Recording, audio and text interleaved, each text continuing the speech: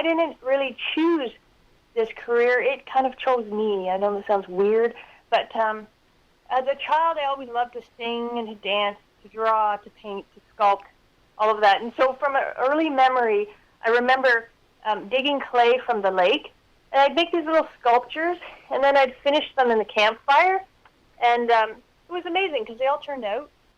So it's not just me, that, which is going to sound wackadoo probably, but the clay itself, I'm forming it, and together we make these forms. It's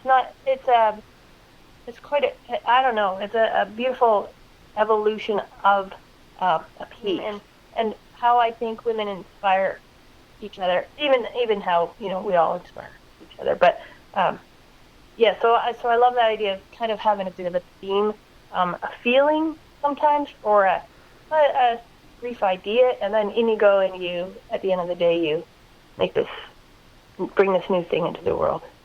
When I think about the art I make, that it's always been about connecting with others.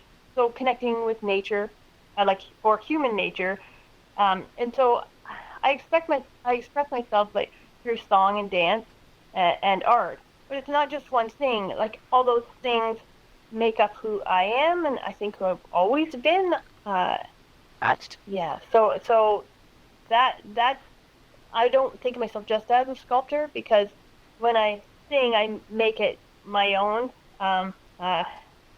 So, and same with when I'm dancing. I'm not dancing like everyone else. So for me, I'm grabbing hold of all the things I love and trying to do that as much as I can. And sometimes I have to supplement it by teaching, which I still think is creating art and an art career, because now I'm hopefully inspiring other people to make things that they love and connect with parts of themselves that will bring them joy.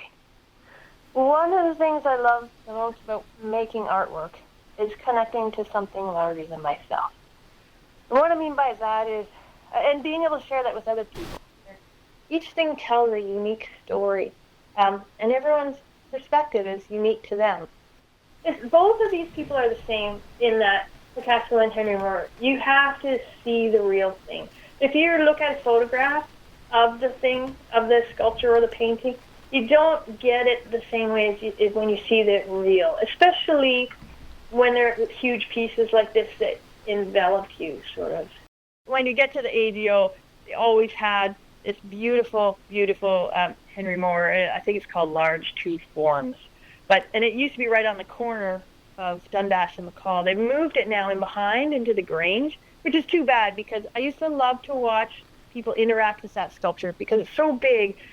And then the other person who is also a sculptor is Picasso. And most people think of him as a painter, but he was also a sculptor.